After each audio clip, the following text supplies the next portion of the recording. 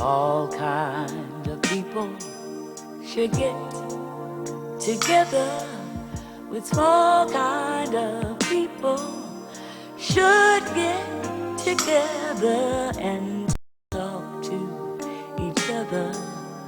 All kinds of people should reach out and help one another. Hello, this is Positive Choices, and I'm MT Love. This is the continuation of the hidden truth of Black history, and I have Ricardo here, and Dahu, and Richard St. James, and the first person that's going to go up is Dahu. Mr. Dahu, what kind of poetry are you going to have today? Well, we basically going to have some black prose going on written by me and my ancestral heroes, the last poets. And I'm going to do a couple of pieces of mine and a couple of pieces of theirs and give the audience some kind of idea of the variation of you can give the black history and the black poetry and black prose and black writing. So with that, this next tune is on the Welfare Poets' first album called Project Blues, and the name of this piece is called Divine Decree. It's actually directly from me, from Africa to America. So I'm gonna leave it up to Brother Aziz to take us into the rhythm, and here we go.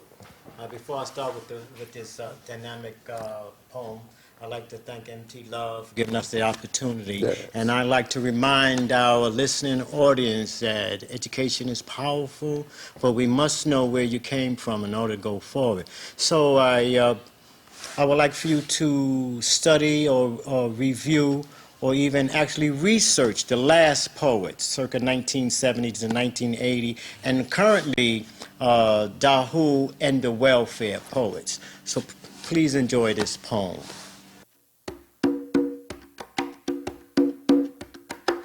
Now the racist conditions designed by this government to be, this here is a mockery. It's unacceptable to me. So yes, we cast a spell on them for the things that they have done. They transcends infinity with blessings from the widow's son.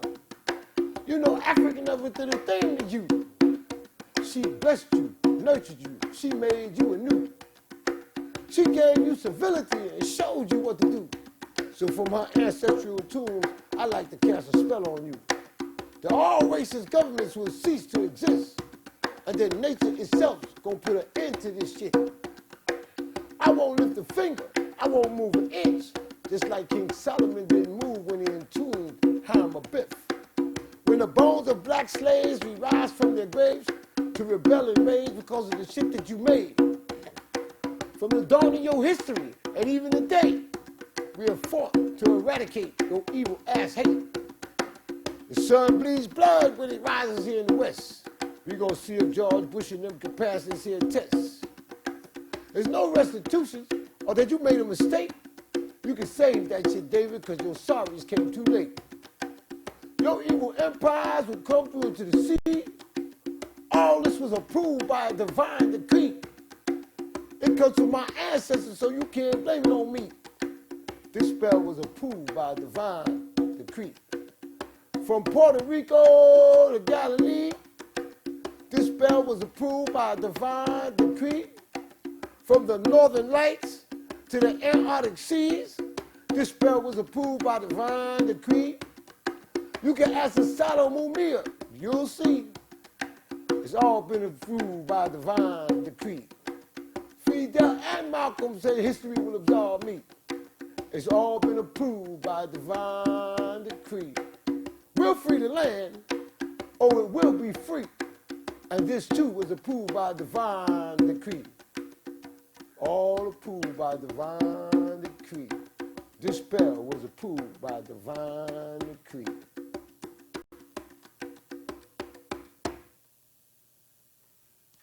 Thank you. Okay, this next piece was untitled, as far as I'm concerned. I don't know what piece, name of the piece, but it was by the Last Poets. It was done in 1975 again, circulating on the At Last album, and I wanted to bring it to you because it conveys unity and subterfuge.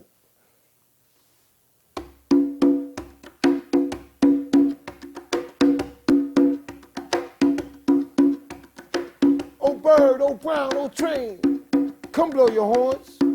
Come blow your horns to the dead ears of bebop carcasses who stand on dead saddle corners, tapping their feet to unsyncopated rhythms of pain and misery, while ordained junkies nod in disagreement to a James Brown lullaby.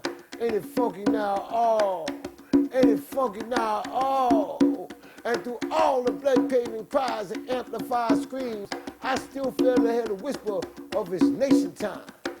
It's nation time for us to get rid of all the obstacles of nationhood, like prefabricated pussies who sell semi-liberated dreams to irreligious niggas that in classical inbred American values that constantly rape our evolution with jealous and greedy animalistic passions like pimps ain't shit. Pimps ain't shit. Pimps can't even be flushed down toilets because they ain't shit. A man ain't supposed to cry. A man ain't supposed to cry.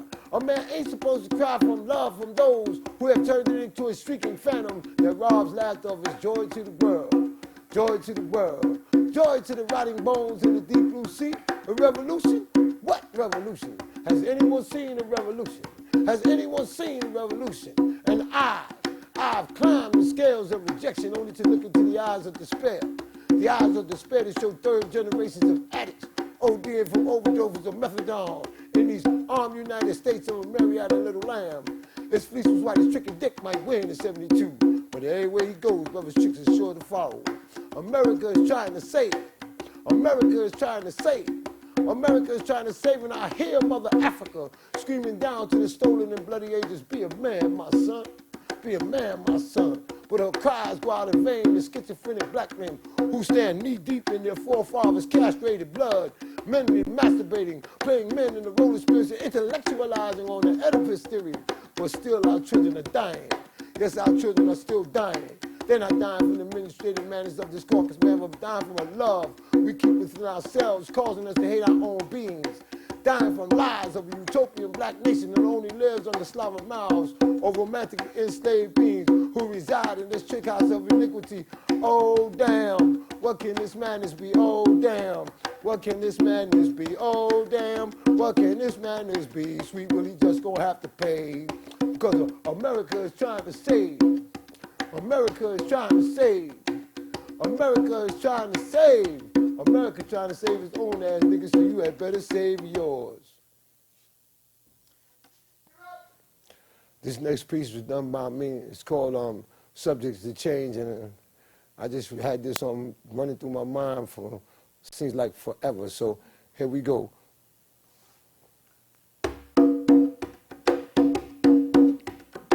Revolutionary changes just don't come in plain stages. They ain't gonna come by us standing on street corners, popping shit through our cellies and our pages, while the jungle is in blazes and rages throughout the pages and throughout the ages of time. There was a time when my black history meant a lot to my mind. But what changed in so short a time? I always felt that time has changed us. It can only be defined by the rages within me that induces me to stand up and say, yes, I am free. And damn being what a global 8 controlling nations tell me to be, what we need to be is we need to be set free. This time we can change things in our own mind, in our own way, in our own destiny. Some of us need to change our signs. The ultimate needs to change my mind in tune to define what change truly is. In time to change. It's time to change. And this time I think I need to change my whole new language, my new name. Because time might be the master of illusion. And in time it's completely concluded that all things must change according to time. And that revolution, shit, that's just a solution at any given time. It's time to change.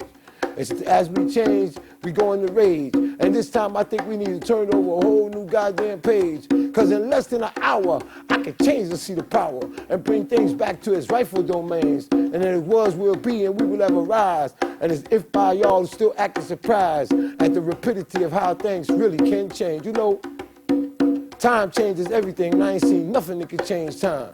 So in us on time, running through time,